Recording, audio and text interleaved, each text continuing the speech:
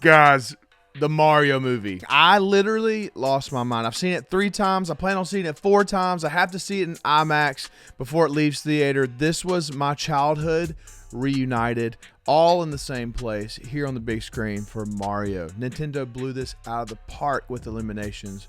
One of the best movies I've seen in a long time. And I might be biased.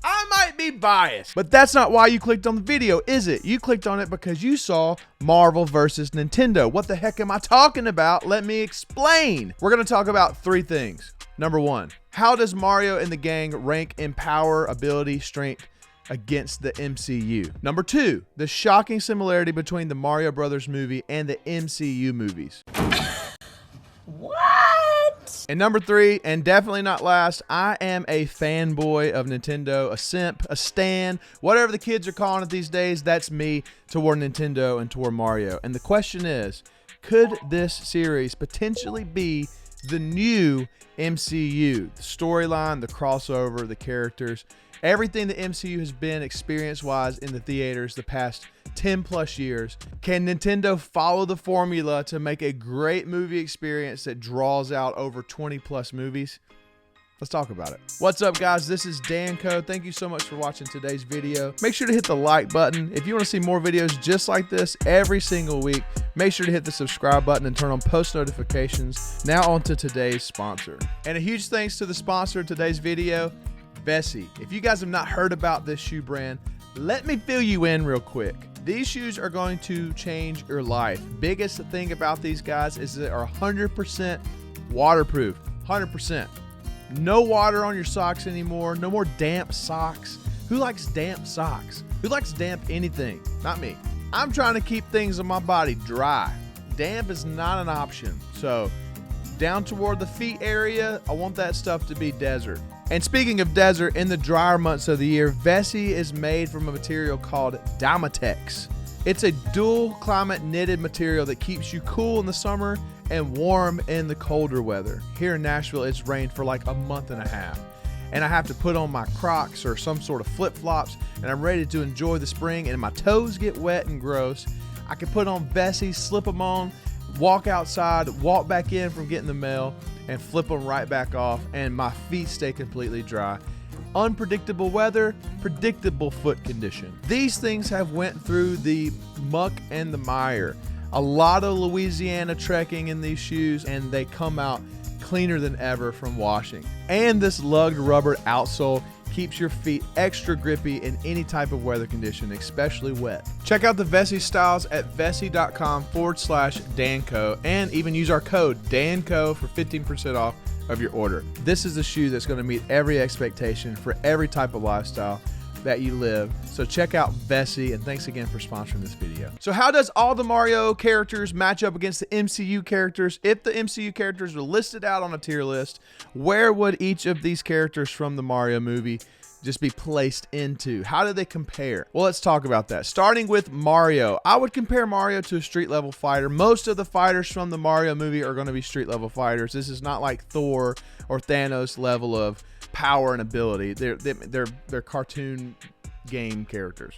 I would say they're similar to Captain America without the star power, mind you, because once they have the star power, it is crazy. Mario's not super strong or impressive, but he can handle a beating even without the star. He's smashed by Bowser across the street, crushed into cars, and he's kind of bullied around by Spike even right at the very beginning. He can handle close explosions and even take direct hits on Rainbow Road, as we see him in his cart getting smashed by the blue shell. Next, Donkey Kong. He is really strong. Donkey Kong can really pack a punch, and that's nothing new to the classic Nintendo fanboys. So I'll probably put him around the Bucky zone. Like Bucky's got a strong arm, Donkey Kong has a strong arm. Peach has the agility and the speed, and without the power-ups as well, she has a lot of impressive feats. Growing up in the Mushroom Kingdom, she's trained her whole life to become a fighter and acrobat like she is now. She carries a very Black Widow type-esque of a fighter and just character overall. And last in this list we're going to kind of explore is Bowser. We really only see Bowser meet his match whenever the Mario brothers get the power up of the star. He's a big, burly, able to kind of bust through whatever he wants to kind of guy. He was able to take down Peach and Donkey Kong with ease. And in this movie we get to see a softer side of Bowser, one that loves Peach, wants to do whatever he can to have her, but it doesn't really compromise his power and his strength and his anger because he's able to flip back and forth pretty easily. If Peach doesn't want to be with Bowser, he's like, cool, I'll destroy you anyways, which is kind of fun for a villain, honestly. It's hard to really put Bowser on a list. We didn't really get to see his full potential in this movie. The biggest things we got to see him do feat-wise was lifting up cars and smashing them and throwing them around, even using his fire breath to tear down castles and to bend metal. I would probably put him in this smart Hulk category, maybe somewhere right around that same area. Now let's talk about the similarities between the Mario movie and the MCU. There's several scenes that feel a lot like Marvel and a lot like the early days of an arc happening, a storyline being created to be carried out for a very long time. This is something I'm super excited about, and we're gonna go point by point. First, you cannot tell me when they go into the pipe it doesn't look just like something from Loki or something from the timelines. Literally, once they join into the pipe and it has all these different strings and tunnels leading to different worlds and different things, I was like, bro, this is 100% Marvel. Look at this scene from Doctor Strange. This whole space, similar colors and everything. One of the biggest similarities is the final fight with Bowser. So as the Mario brothers get the star power, they get a they get to run towards all the enemies and they smash into them in this epic scene of collision of good and evil. The bad guys thrown all over the place and Mario brothers just tearing right through the city. This felt a lot like this scene from the Avengers movie when they're in the woods and they kind of all team up together, fly by and hit all the baddies. This to me was like straight from the page. Not only that, but after they started beating up on Bowser, they knocked him down to the ground. Bowser looks up, he throws fire out of his mouth toward the brothers, and they kick down through the fire and hits him. This feels exactly like Thor throwing down Stormbreaker into Thanos' chest. It looks identical. There's even a nod toward the multiverse from Peach while they're standing in the Fireflower Meadows. She's like, there's a whole universe out there full of galaxies. And I'm like, oh snap, it's about to happen. This thing's gonna get massive. So it was an answered prayer that this movie did so well. As I'm recording this, it just hit over $1 billion with a B in the box offices. It just released in Japan a couple days ago. So this movie, the sky's the limits here. Super exciting for Nintendo and fans of Nintendo. Great job executing this movie. There's a TikTok I saw the other day. I have to show you guys. Here it is.